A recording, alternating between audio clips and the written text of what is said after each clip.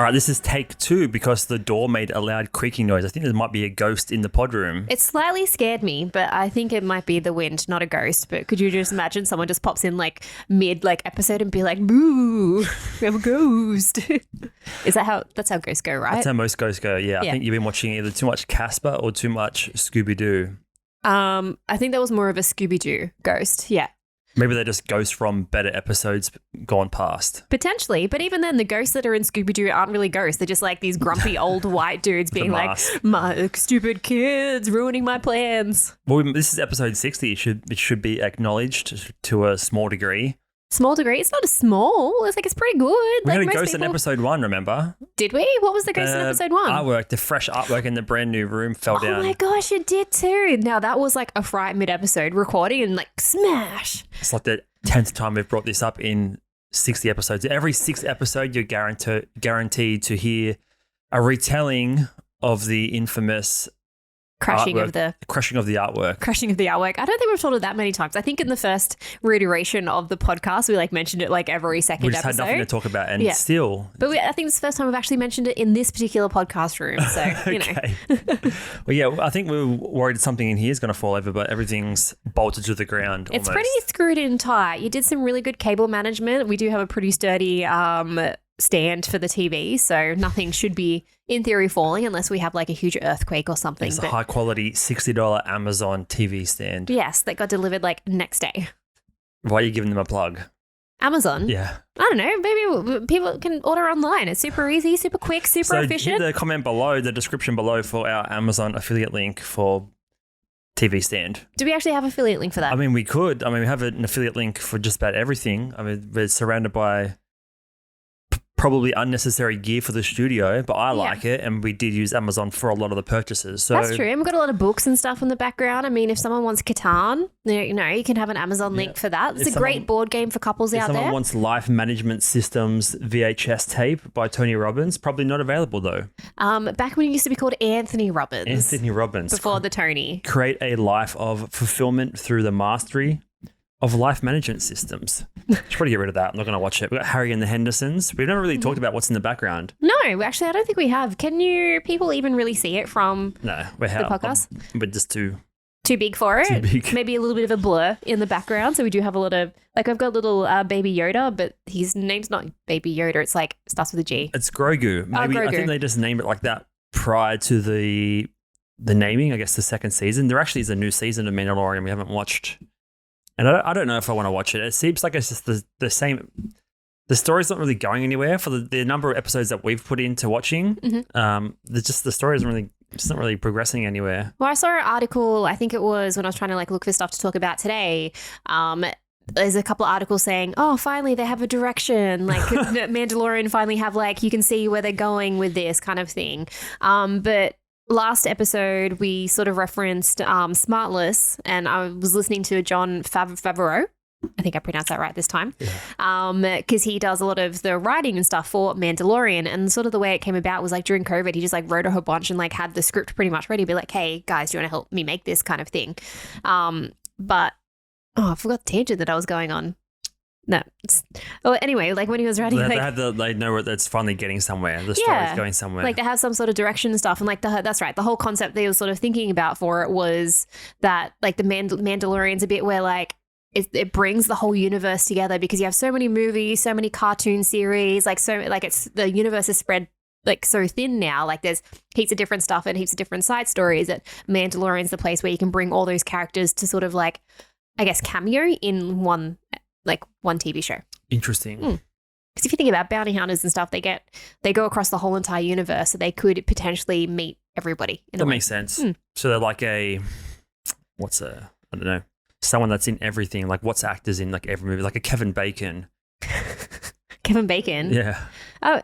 No, it's 7 degrees of Kevin Bacon. Someone just knows Kevin Bacon. Because he's interspersed and integrated with everyone in the industry. Yeah. But yeah, some of those Mandalorian episodes is like, we're going to do an hour tangent on finding some hidden stone, or like, I don't know, I'm making up a random idea, but like they're just like such small side quests and like kind of boring. Whereas like you have Star Trek Discovery, which is like each episode, like there might be a side quest, but it's much more elaborate. There's way more going on. There's more philosophy and morals involved as opposed to just going to a town, murdering everyone, saving Grogu, and then coming back to the ship again. Fair. That's pretty fair. Yeah. I was actually reading today there's a new Star Trek Discovery. I think the next season 5 will be their final one, but Paramount have just signed off on a new one, like Starfleet Academy. So it's like more the teenagers. Gotcha. So it's like a Degrassi, Star Trek Degrassi. Could you imagine? Just like or like the teenage drama, but they're learning about how to. That's exactly what it's going to be. Oh, really? Yeah. That's pretty fun. Well, they've got, I think it's Teen Titans as well, like the DC one. They've like, I think there's going to be a live action movie, and that's again like teenagers and stuff. So interesting. And I think is it Tilly from Star Trek Discovery? Might be, because I think we're not even up to date on the latest season of Star Trek Discovery. No, but I think in one of the later episodes, she goes off to be like a mentor or a teacher of some sort. That's right. Didn't she I think, wanted to go to the academy and be a teacher again because that was her, she had the best time at the academy and sort of wants to. So she might be a recurring or a character in the, it's the kids version. It's like Degrassi Trek. Degrassi Trek. Yeah, that's what we're going to do it. Degrassi Trek. Yeah. Yeah. Wonder if it'd be any good. Who knows? Probably not. It's like Star Wars. There's too much. Like Star Trek, we have Picard. There's like 2 animated series, I think, at the moment. Same as Star Wars and Star Trek. We love our sci-fi, but there's just it's too much to catch up on now. Mm-hmm. Especially with Netflix and whatever, Amazon and Apple bringing out so much new content all the time. It's like, unless you're like really, really into canon and following canon every step of the way, then it's becomes a bit much. You want a bit of a different IP to get into every now and then. 100%. It's just like way too much to consume. Like we're talking like literally today, and I was just like, I have not had the time. I've literally watched like 2 things this week. Since last week. Yeah, since last week. Which is good. Means you've been hustling. Yeah, it's true. Been working nonstop, doing my thing. No time to actually enjoy and watch TV shows or downtimes and stuff. But that's what today's for. That's what date night's for. Maybe, we usually watch things on Friday night and we record these on Friday day. Mm-hmm. So we're usually like a week behind in our recommendations. Yeah. By that stage, it's out of the news cycle. Yeah. But then, we try to and we've talked about this before, try to just watch more valuable things rather than just, watching something that's not valuable. You know what I mean? Who gets to choose what's valuable? Because I make things that I think are valuable and they're not that valuable. I think this pod is valuable to me, but it's subjective to the listeners. Let us know. Yeah. Is this conversation? I was about to say, art's subjective, but then that's like calling this podcast artwork. And it's not really. It's you're starting with a blank canvas, which we did with the recording. The camera and the recorder weren't going, and now they're going. Now they're going. And there was a blank canvas. Yeah, we're and like now Picasso. There's something on here. Yeah. Ease up. Yeah, sorry. Podcasto. Podcasto. Yeah, that's my joke for the episode. Yeah. Speaking of art, you found some news regarding shaming some previous art. No, I guess it is a form of shaming, right? Yeah. Previous artworks, as in the Statue of David's getting a bit of controversy thrown at it at the moment. You'd think a lot of this artwork has been around for so long, these statues and stuff. And I came across this article, and it's literally it was a school in Florida. The parents were in uproar because they showed the Statue of David, which is an iconic piece of art. Do you want me to bring it up? Yep. It's an iconic piece of artwork. And they got an uproar because it's pornography, because you can see his little dingling. Is it little? I wouldn't know. I haven't seen that many to judge. But it's... he's got a 6-pack. Maybe it's just a cold European morning. So, I don't know. Yeah. This is from The Guardian. The title of the article is Art, Not Pornography. Florence Museum invites Florida parents to see the David. Yeah, so after the whole, articles and stuff, parents, in uproar, the museums and stuff would be yo, come down and actually experience it for yourself. It's not pornography, it is art. If you have a look at these statues really up close, and there's so many out there, that the amount of detail that's put into them is absolutely insane. It's not just OnlyFans, it's not just a Playboy magazine, it's literally a piece of art, a work of art. So the Florence Museum, which houses Michelangelo's David, has invited the board of a Florida Christian charter school to visit after the school's principal was forced to resign. It's so fucking ridiculous. I know. Following parent complaints that pupils were shown an image of a nude sculpture in class. Like, is it this whole? It's not really cancel culture. I mean, this guy had to resign. It's more just.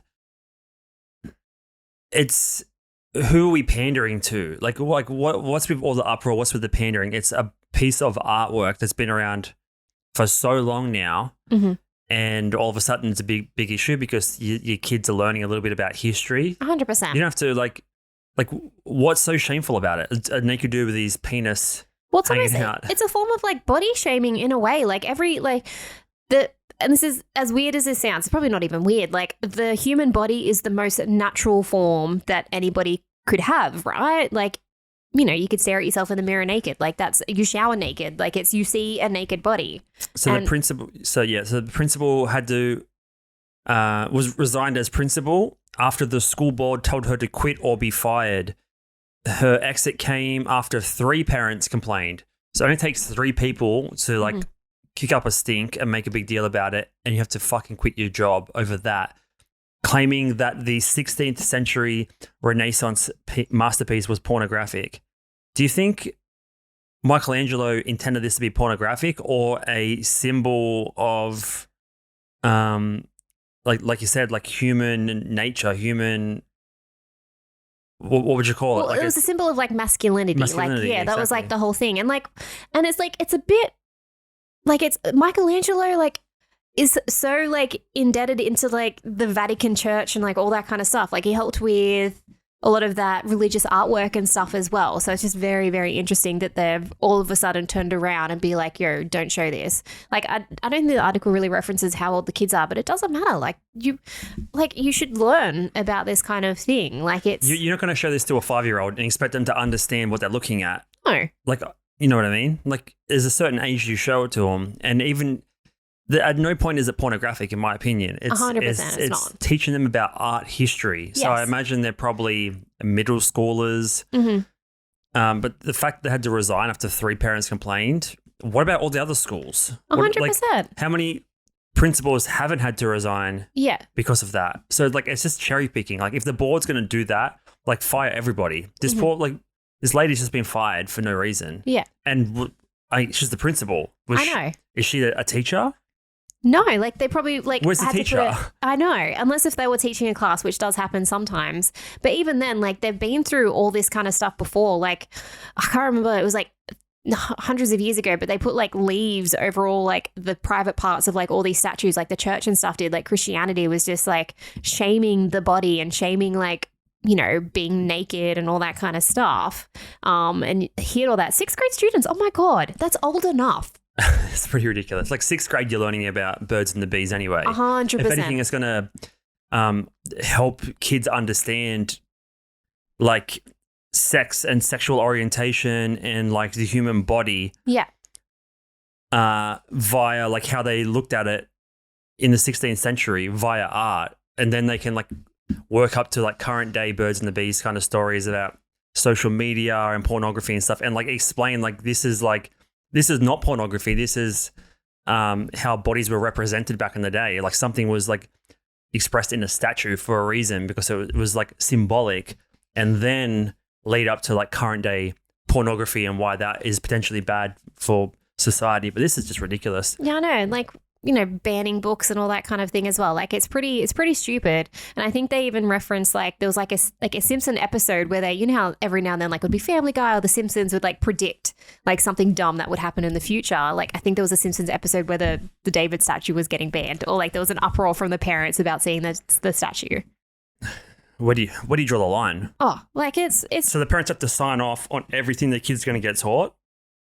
Okay, like at some point, like how many, like it's where do you draw the line? Like we're not parents. It's easy for us to just sit here and like poke holes in this argument.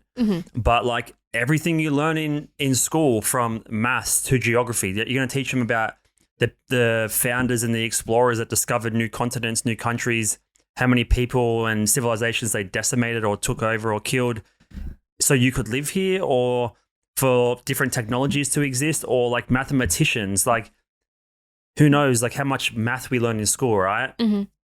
Pythagoras theorem, all these different theories and concepts. Were all those people that come up with that all good people? Like maybe there's like some dark history behind that as well. Like you don't find out, but they're not signing off on like every little bit of info that is like coming through the curriculum. 100%. So it's like, it's just butthurt parents. And it's obviously like Christian school, they're pretty uptight folks. And it's just a lack of understanding and 100%. miscommunication. Yeah, but even then, it's like Michelangelo. Like he does so much religious artwork. Like it's crazy. It'd be like banning the Mona Lisa because she's too sexual. Like She has those. She looks eyes. at you with her smoky eyes. You know, Are like they smoky? I don't know. Maybe like the eyes just like follow you around the room. Like it's what is the world coming to? No, this is ridiculous. Cancer culture, culture wars. Yeah, all the stuff getting banned.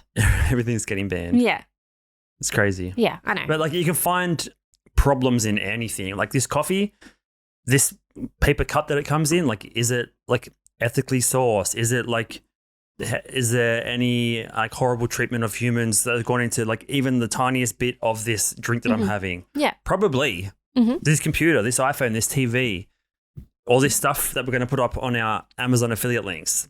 Like, how much of it is like 100% ethically sourced from literally A to Z? It's not just about ethically either. It's just about like how butthurt you're going to get about every little thing in society. It's just ridiculous. It's like, what is wrong with those parents? That's honestly? our weekly gripe. Weekly gripe. But there's like heaps of stuff getting banned this week. We're looking at I think everybody's very familiar with Logan Paul and KSI, but it's just hilarious that they're banning the drink in schools. Like kids are going crazy for this drink. Like, what did they recently sign to UFC for a deal and stuff as well? Yeah. So the Prime Energy drink is now, I guess, the biggest drink sponsor of the UFC. They've had like Monster Energy and stuff in the past. But yeah, Prime is now all over the UFC, and it's actually all over Woolworths. Like it's in the local shops now. Yeah. Like 12 months ago, you heard about it going to Walmart and stuff, people like lining up, buying cases of it. And it's slowly getting global, and now it's in our local Woolworths. There's a whole front end display full of Prime drinks. So yeah, it's made its way here, and I guess it's a good thing because two small people, I say small in terms of they are two of the biggest content creators, influencers in the world, but they're nowhere near as big as like Coca-Cola, the brand. It's pretty crazy that they have such a global phenomenon. Phenomenon? Is it nom or non? What's N or an phenomenon? N on the end there. Yeah. Phenomenon. Product that's reached like so far and wide. It's interesting. So anyway, Prime Energy drinks sold by KSI and Logan Paul banned from Australian schools. So again, more control of the kiddos. Schools across the country are banning students from bringing a super caffeinated energy drink to school. Fair enough. It's pretty caffeinated. after a campaign by social media influencers created a frenzy around the beverage. So Prime Energy drinks founded by the influencers in January last year contain almost double the legal limit of caffeine per 100 ml and are not available in stores in Australia. I thought they were. I've seen them in stores in Australia. Most double legal limit caffeine. So most drinks that are double aren't available in Australia. Okay, I've read that wrong. However, can be brought on resale websites and believe students are gaining access to them online. So the drink is popular stock, reportedly run out of the UK and US due to immense following. Logan Paul, KSI, who have 40 million YouTube subscribers, so they're just like putting it out to there. And they have a very young fan base as well. Super, super young. So schools have banned it because it has super high caffeine. The FSANZ, the Food Standards of Australia and New Zealand code, limits the maximum amount of caffeine allowed in a drink to 32 milligrams per 100 mils. A can of Prime contains double the legal limit, about 56 per 100 mils. I've seen it in the shops. Yeah. So if you go to back to the link, so the second link that I had like a video of them going crazy into the shops. So the video. I've seen it last week in the shops. Yeah. Maybe there's just there must be different lines. There must be a normal line and then a caffeinated line. Yeah. Let's have a look. Let's see if we'll go through. heartaches. That's when you know what you're missing. Hold up, let me get my story straight. You're right on this one. Yeah. Me like a tidal wave. So look at all these young boys just like going in. Works? Yeah, it is a Woolworths. It's not over yet. Tell me where you started from. Literally running into Woolworths to grab the drink. In my head. Oh, their mums are all like trailing behind. Yeah, I can't believe you just got copyrighted for that video. We didn't even see the Prime product once. my I bad. can't believe you chose that. We can put something else on top instead. Hey, SC10. Oh, These look different to the ones that I've seen. Potentially there's different lines. well, Let's- because I think the one that I saw, like Logan, because like when Logan Paul and KSI were in Australia for that big UFC fight with Volkanovski. Sorry, I'm not very Volkanovski, right? Yeah. Yep. There was heaps of promo photos of him like they're going to like to see koalas and doing the usual like Australian promo and stuff. And in all the photos, he's holding like a Prime bottle, not a can. So they're not on Woolworths anymore. Maybe they came in for a hot second and then they've now been banned. They would have had to pass the standards Australia to even begin with because they're not available anymore. Yeah, so that bottle is like the usual one. So that's really interesting. So maybe they have like, maybe it has now been banned and they can't sell it anymore. Or it was like a limited time drop, potentially. There's different models. So this one's called Hydration 500 ml. So there's one that's more of like a Gatorade one, which Gotcha. wouldn't have much caffeine. Yeah. That's the normal one that I've been seeing. Whereas everyone's Right. kicking up a stink about the energy drink version, which is That's the the one more you have to get caffeinated one. online. Yeah, fair enough. that makes sense. Yeah. So like, I mean, I was going to like pick this apart, but that makes sense to like ban it from schools because, you know, kids are having a hard enough time getting the right nutrition anyway, let alone be caffeinated to wazoo before they even hit 18. And Australia has very high standards when it comes to food production and it comes to like drink production and all that kind of stuff, like health-wise as well. But you still see kids in the street drinking cans of V and cans of Red Bull and all that kind of stuff. Like it's probably not going to stop them. If it's getting banned, it's probably going to make kids want to order it more, to be honest. Yeah, I mean, I remember when Red Bull had first become a thing here and I was in year 12, 2005. And I bought, like, this is before I even, like, really knew what caffeine was. I never had a coffee or anything. It was like a super delicious, sweet, Drink. fizzy drink that wasn't Coke. Mhm. I mean, they sell Coke at school. Like, there's not heaps of caffeine in it, but there's enough to get you addicted to it, right? They Yeah. still sell that at schools. But I remember going and, like, you know, that 20-minute period before you start school for the day, you're catching up with friends and stuff, sitting there drinking a Red Bull bottle. And, like, everyone thought it was a beer because it's a glass bottle. Like, there wasn't really glass That's bottles. right. This is almost 18 years ago now. And there was no uproar then. But, yeah, it goes into what things should be banned and what things shouldn't be banned. Like, back in my day, they Back in banned your day, yeah. yo-yos. They banned Yoho Diablos. What's a Yoho Diablo? You don't know what a Yoho Diablo is? No. I went to, for some context, you went to girl boy school, right? Like, are you talking about in primary school or in high school? Both. Both.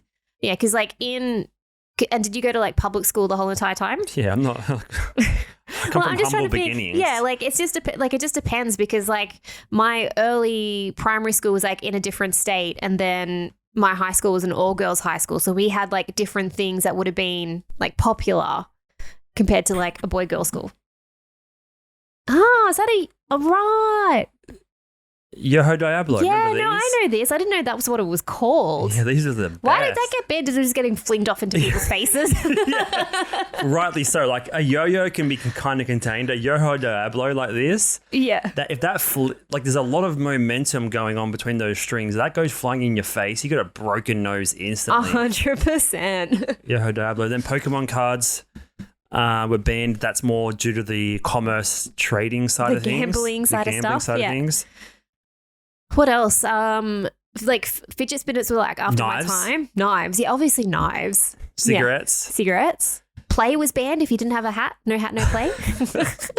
The harshest of all penalties. Oh my gosh. Yeah. For those that are listening overseas, Australia has a very, very harsh rule because we have a lot of sun and like it gets quite hot here. No running on concrete. No running on concrete. So and- stupid. Oh You my should be God. able to sprint on concrete. No, I've like skinned my knees on concrete before so many times. But yeah, if you didn't have a hat during like recess or like little break, then you would get like it'd be no hat, no play, and you have to sit in the shade. Yeah, because we're not like America. We don't have an ozone layer here. We're just so directly exposed to the sun and its harsh elements. Yeah. But yeah, fidget spinners were banned. I know that. And then apparently handball is banned at schools now. No. Yeah, no, because I work with someone. They're like, yeah, handball's banned. I'm like, are you serious? Handball of all things. Apparently, kids were just like getting super competitive for like handball and stuff. And then iPads, however, you bring 5 of them to school. Bring them all. Yeah.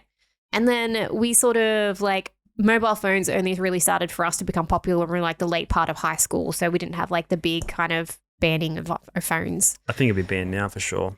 Yeah, I think you can have it in your bag or something. We'll find out when we have a kid and send them off to school. We'll find out what gets banned.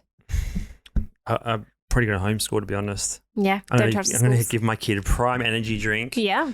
Have naked statues all over the place. All over the place. A bunch of fidget spinners and yo-yos. Yeah. Yeah. And we can play handball during break time. Yeah.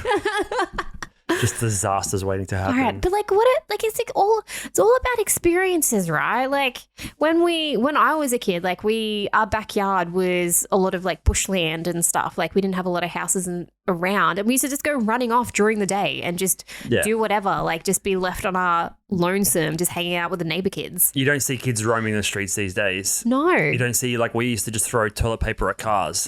You just get a bucket of water, go behind this set of trees. Yeah. Just get heaps of toilet paper, just grab it in a ball, dunk it in the water, and throw it at cars. Like, you used to get up to like so much stuff. I remember when our street, because we lived in a cul-de-sac as well, so it was a little bit more like intimate. It's very intimate, actually. Yeah, it is very intimate. When new bins, like new rubbish bins and stuff got delivered, the kids went into the bins and used to roll them down the hill, like as like a little like racing car kind of thing. Cul-de-sac life is probably the best way to grow up. Yeah, like we had an open street where it's just passing traffic all day long. Not so fun. No.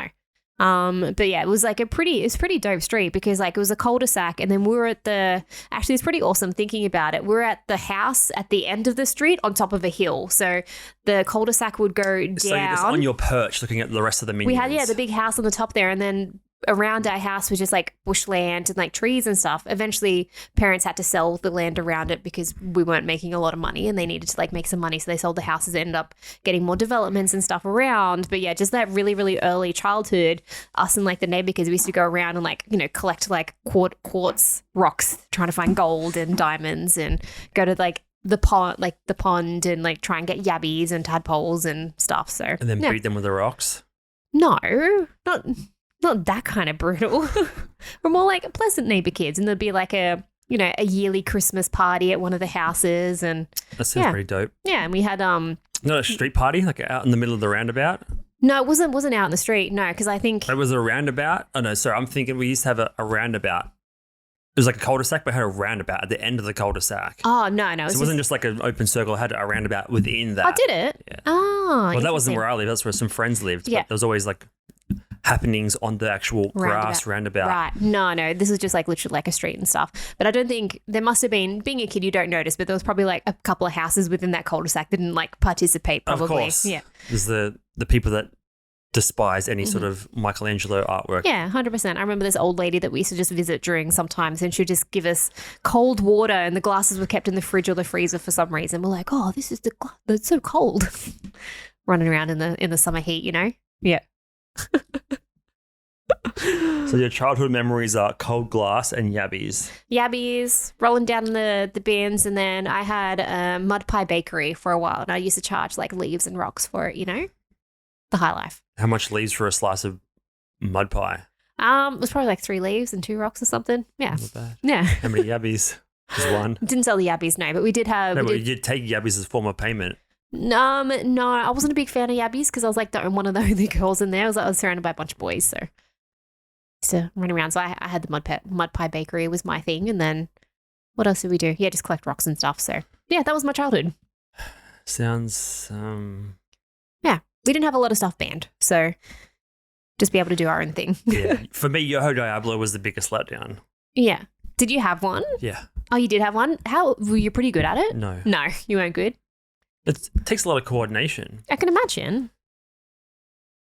And it's all the momentum going from string to string. Like you could fling them 50 meters into the air. Far out. Yeah.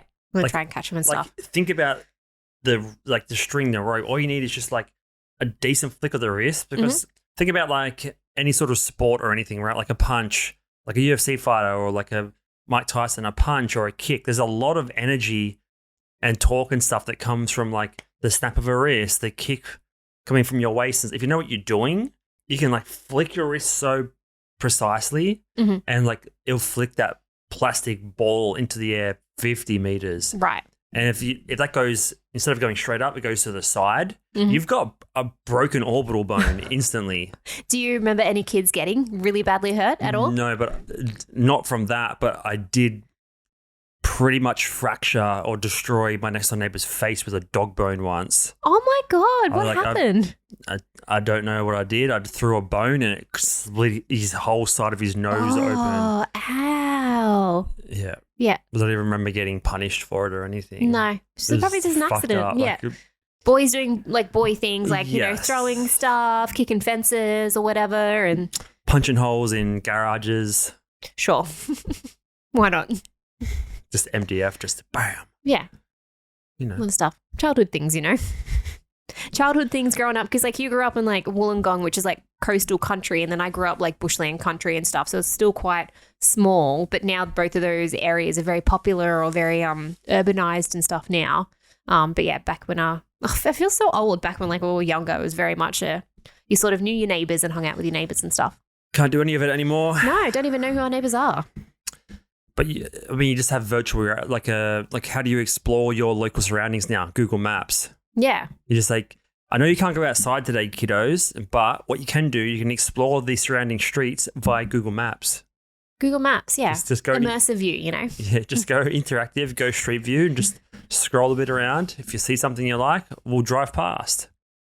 You can't send kids out into the world on their own anymore. No. I feel like you should, because there's, like, it's kind of weird because, like, how many iPhones are around? So many. Back in the day, like when we were growing up, we didn't even have a single camera in the house, or a security camera on the front, or a mobile phone with a camera on it for that No. matter. And we were still pretty safe from like predators or danger or hazards. But like now there's like this huge like police state or nanny state. Every kid has to be helicopter parented, but there's more ways of like documenting or capturing bad behaviors anyway. So it doesn't make sense. Like it feels like there should be more kids out there. Yeah, no, it should, because like when we used to go out, like literally didn't have a phone number. You either have to have money for the pay phone. And you have to like ride 5 kilometers to the payphone to begin with. Exactly. Or if you didn't have money, you used to do the reverse charge and be like, "Hi, Mom, can you accept the call?" We had like the 2 payphones I remember going to frequently, and it was still like a 30-minute bike ride to that. Anything could happen on that bike ride. It's not like there was payphones in every corner. No. So I don't know. I don't know what the deal is. Like what sort of changed? So whether people just became more cautious, or, you know, there was more like kidnappings or like It actual can't be kid though. kidnappings. There's more ways of documenting or capturing Now it. there is. I don't know. Or maybe something like COVID really like No, this highlighted is people staying at home. Way before COVID. This is going back 2010 onwards, I think. Maybe like 9/11 made people more cautious. I don't know. You're gonna. I'm just trying to think of like where was like You're talking about where one did it terrorist change? act in the biggest city of the world, in the 2 biggest buildings of the world, not in rural. No, but it's like the mindset change of like being more safety conscious and being more like It's social media. That's what is in every household. But like for some reason, that's put hazards or hazard lights or you know, more caution in every parent's mind for some reason. Maybe because they're like, there's more derogatory stuff or lewd websites or stuff getting looked at or whatever. Or it could just be like media, like scare tactics and paranoia about pedophiles or whatever. or even like I guess houses are more closer to each other, so the population's more I think it's like the same. That's been the same for the last 20, 30 years. The houses, like houses are close together, the ones that are getting built, but like the ones that have been standing for the last 40, 50 years, they're not getting any closer. They're still the same houses. So I feel like it's just paranoia of social media.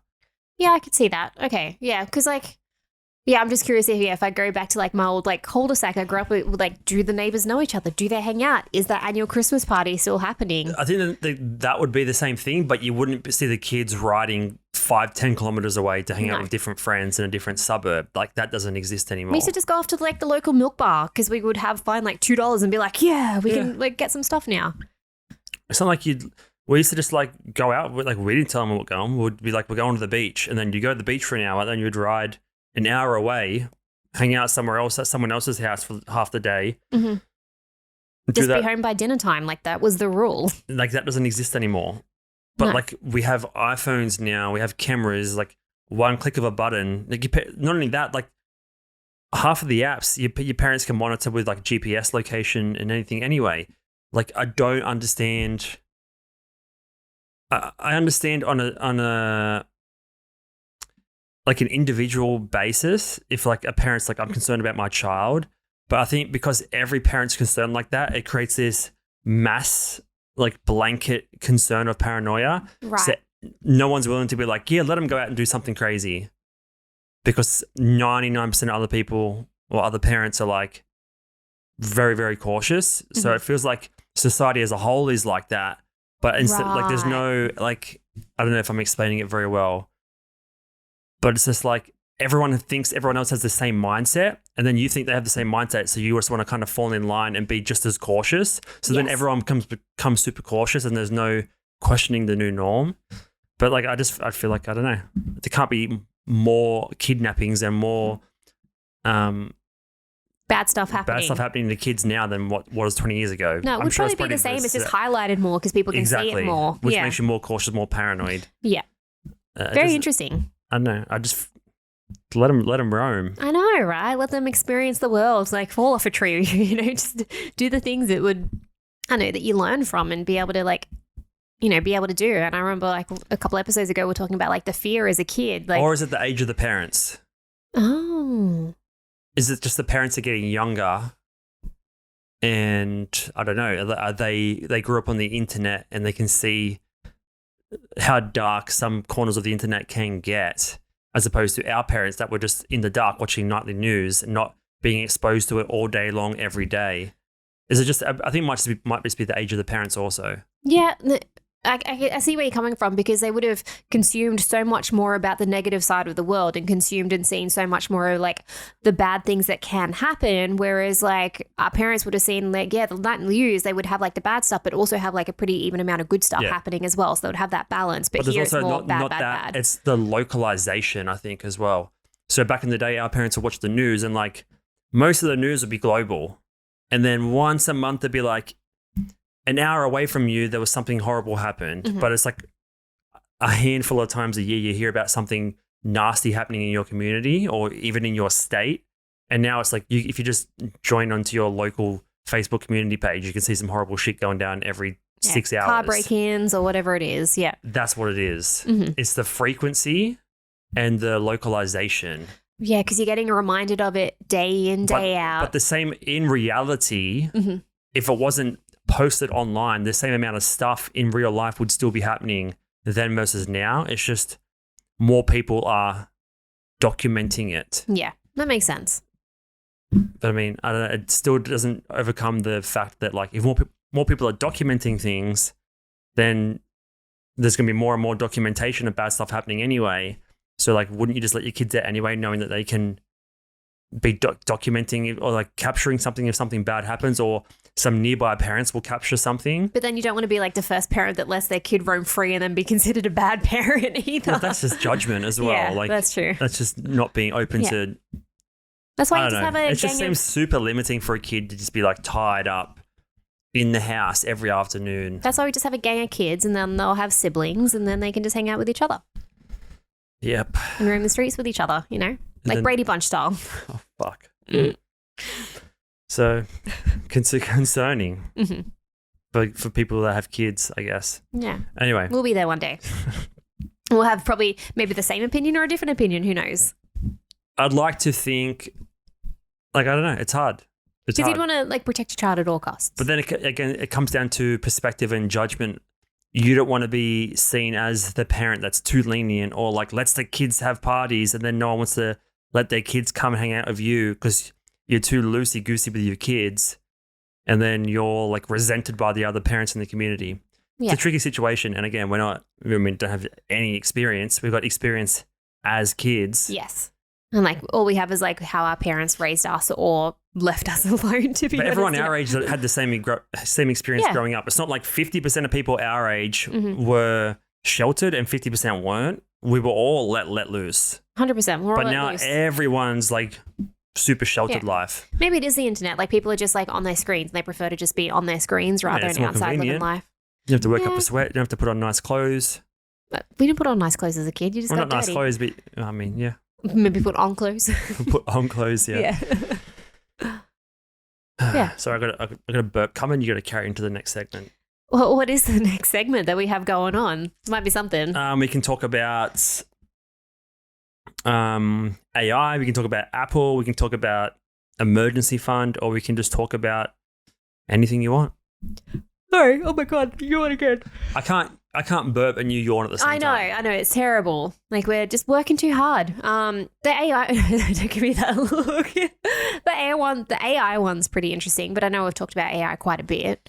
That one there is where like a lot of heaps high. Wow, good English. Heaps prevalent. Like CEOs and stuff have like signed like an open letter to be like, yo, can you just stop doing this future AI development because fear and all that kind of stuff. Like More fear. Yeah, more fear. More fear tying in.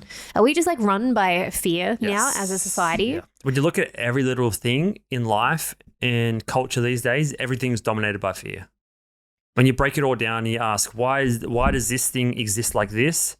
Oh, cool, I got the answer. Why though? Why does that exist? But why is that answer like that? Why? If you just go down that why rabbit hole, everything just comes back to fear. It's all just fear.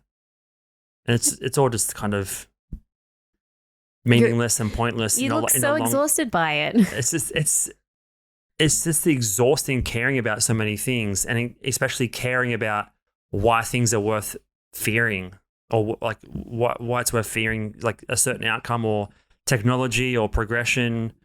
With things like AI, it's just exhausting to care. Well, because people are always telling you why it's bad or why you should care, and like why it's important, and then you have like 1,000 things to worry about, 1,000 things to care about, like 1,000 things to like take in consideration. But only 1% of them ever like actually matter. will actually develop or come true. Yeah. Well, it's like with this AI thing, it's more of the worried about, I guess, the future implications of it. Like it's only in the beginning stages. I was watching, I think it was either yesterday or today, like someone just made like a video mashup of like Harry Potter going to like fashion school or something. It's like a Balenciaga dumb like mashup thing. But it's just like one of those things like, yeah, they can make videos, they can do writing, they can AI made that video. Yeah. Okay. Yeah. They just typed in like a mashup. So it was like a video generation one. And it's just like, yes, there's going to be so many things it can do, but I don't think it's something to be scared of. It's just something to be able to adapt to and embrace and just figure out how it can like benefit society as a whole. Like, I don't think it's going to make things complicated. It's just going to make it more simple, right? Yes. Every business is problem solving. Everything we buy, Life is problem solving. Everything we do is about solving a problem or finding a solution for an existing problem. And in that regard, that's just like capitalism. Like this type of water bottle exists for a reason. It solves a problem. I need more water per single device that I carry, and it needs a good handle. And like they've solved that problem for me. Nothing to be fearful of. But like with AI, it's like it's just solving a problem. It's just like if you want it to do something for you, it's speeding up the time from the idea phase to the execution phase in a lot of regards. But if they're trying to, a lot of these big businesses or millionaires or investors are trying to put a pause on future AI development. So I think we're at GPT-4 now. And basically what's the article saying? That they want to put a hold on progressing this technology any further because it's already pretty radical. It's pretty extreme. It does a lot. The capabilities are extraordinary, but like it's kind of more than enough than what we need right now. We don't have to keep going down that production line of more and better. And GPT-65, we can kind of put a pause on it and hold where we are now, and society is still going to be better off. potentially we don't want to take it too far where there's no turning back. You can't turn back at a certain point once it gets too insane. No, of course. Like the way that the technology is going at the moment, especially like the AI and all that kind of thing, you can just imagine it like maybe like 20 years ago it was like on a slow incline, right? Like it was raising up, but now it's like almost going like skyrocketed. Exponential. Exactly. It's going a lot faster. So I think what they're saying is that let people catch up first to how ChatGPT works. Yeah. Because a lot of people still aren't on board. Like imagine it took like 10 years for people to get on board with like the internet. And like, imagine like you had Apple iPhone 1 and then Apple iPhone 2, you have Face Unlock. You have like everything you have in the iPhone 14 now, but in the second version. Yeah. You go from 1 to 14, you're just like, whoa. Yeah. That was, like you said, I need time to catch the fuck up. Yeah, so that's what they're saying. Like, let people catch up and get used to the technology, then reignite it and then continue on. But it's just like one of those things, like how soon are we just going to be left behind with like all this technology and stuff that is getting created? Like I think as two people, we're quite not in the know, but we try to like keep quite current with the stuff that's going on. And then you can meet other people that are our age, right? And they have like no clue. Like you tell them about this kind of stuff and they're like, what? They don't even know what Statue of David is. I mean, I'd hope so, but maybe they didn't get shown in school because it's pornography. Yeah, it's like, do you think, in like your opinion, that it should get paused and let people catch up to like the current sort of technology, or do you think just let it loose and see what happens? It's a good question. It's like part of me wants to let the free market just do whatever it needs to do. Mm-hmm. And if that means there's coders and whatever job it takes to like create something like this, computer technicians, coders, like all whatever, like hundreds of different roles are needed to like develop a chat GPT like artificial intelligence. Part of me wants to be like, let the free market just go as it wishes. If there's investors and there's billionaires that want to invest money into making that thing, then they should have every right to do that. Regardless of like what consequence there is to society. It's not like we're telling Boeing to stop producing better planes every year. Like if they want to spend money on investing better and better and getting like supersonic light speed planes, then they can do what they want if they have the money and the capital and the time and the resources to do it. So in that regard, they should be able to do whatever they want. Mm-hmm. But then, yeah, there is a part, the other side of the coin is, do you have a responsibility to society to like just ease up, put the brakes on for a little bit? Well, it's like, I guess it comes back to that whole like fear aspect. I think there's one big thing that people are worried about with all this is just like the fake news, fake media, like false information getting put out there. And people just like trying to use it for evil purposes rather than good. You were telling me earlier that there was someone that was like, all right, how do I make money just purely using chat GTP? Like, and didn't you get like a crazy amount of followers overnight? Like media outlets started talking to him. Yeah, I'll see if I can bring the article up. Here we go. It's been all over the place at the moment. So this is the original tweet. I haven't followed it too closely, but it's probably the most viral thing on the internet this week. 21.8 million views on Twitter. So this is heaps, yeah. Jackson Greathouse 4. His tweet says, I gave GPT-4 a budget of $100 and told it to make as much money as possible. I'm acting as its human liaison, buying anything it says to. Do you think it'll be able to make smart investments and build an online business? Follow along. And he's named it Hustle GPT. And basically he's just documenting the process of like, its first step is buy a domain, purchase a domain name, set up a niche affiliate website, use $85 to create and design content. It's just telling him step by step what to do, and he's just following it like a guide, like a guidebook, a step by step guide. And then he's just documenting the process. But he's been interviewed by every news and media outlet this last week so they can get to understand what's going on. Here we go. His first piece of content: 10 must-have eco-friendly kitchen gadgets for sustainable cooking. And it's just made him some imagery, and I guess that's kind of cute. It tricked you already. Yeah. And I guess it's just about making online products with very limited money. So it's telling him to allocate $40 to Facebook and Instagram ads. So it's basically telling him how to make an online business. Using $100. And a lot of it's just digital assets, graphic design, and then running ads to sell product. Yeah. Well, so that's just like, that's interesting, right? Yeah. But if we go straight to GPT 5, 6, 7, 8, 10, like all of this is like a learning phase. Like people are interested in his story, interviewing him for like normal mainstream media TV. And these are the ways you slowly introduce it into people's lives, which again comes back to the thing of pausing the development of new GPTs while people get up to date and understand what it's capable of doing. So this is like just the groundwork, the phase 1 stage. So you kind of can't skip this phase, otherwise it is too overwhelming. But like you said, like, what do you think?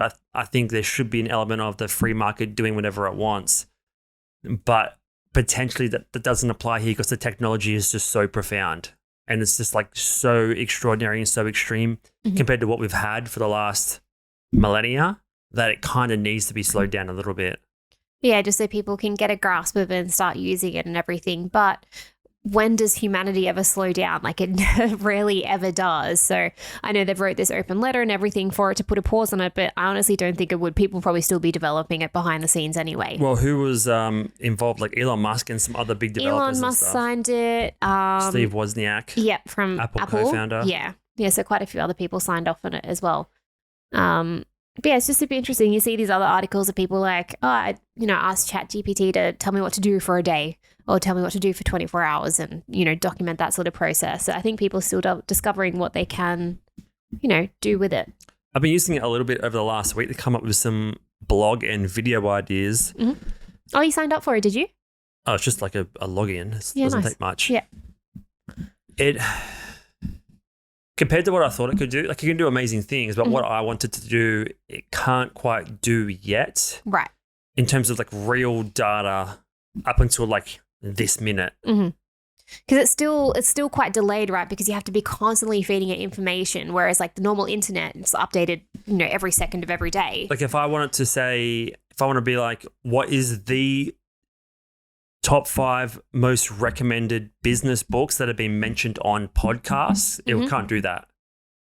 Right. Because it has to listen to hundreds of thousands of hours of podcasts. Or read transcripts, that kind of thing. Even if you're like, what's the common theme from the top, like what do the hosts in the top 100 podcast have in common? Right. Because that data changes, like the 45th spot changes to the 30th, because it's so frequently moving, it can't pinpoint like the data at this second, which is like, I thought it could do that. But like that's asking it to do a lot, realistically. Yeah. No, I think I remember reading something like it may be like a year or so behind because it's just like it takes a lot to feed it information. A lot of the data I think is up to like September 2020. But like I can see how it could get to that point. Yes. Like, at this split second, obviously things, same as like, imagine like a Billboard music charts. Like every day there's like a shuffling of like this song's more like bigger now.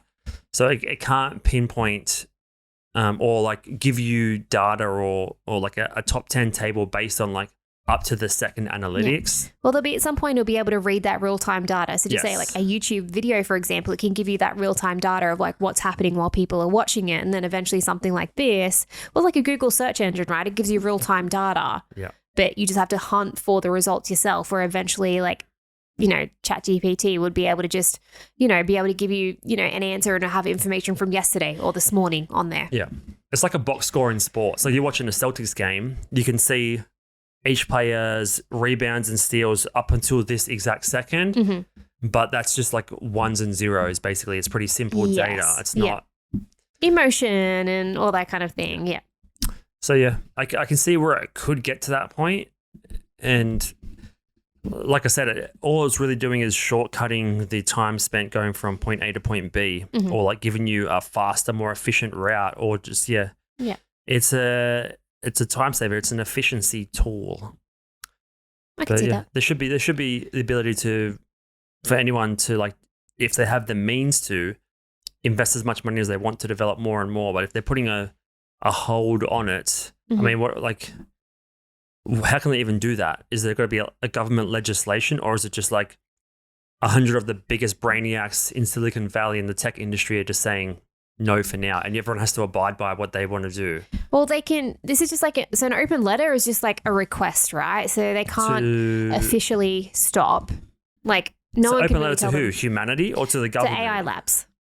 To AI labs. Yes. Yeah. So they're like one of the biggest researchers for AI. Okay. Yeah. So just a lot of people have done it. But like, again, should we risk the loss to humanity? I think that's what a lot of people are. The thing is, patience. We've got time. Got heaps of time. We've got time for these things to roll out. We don't need it tomorrow. We don't need GPT-40 tomorrow.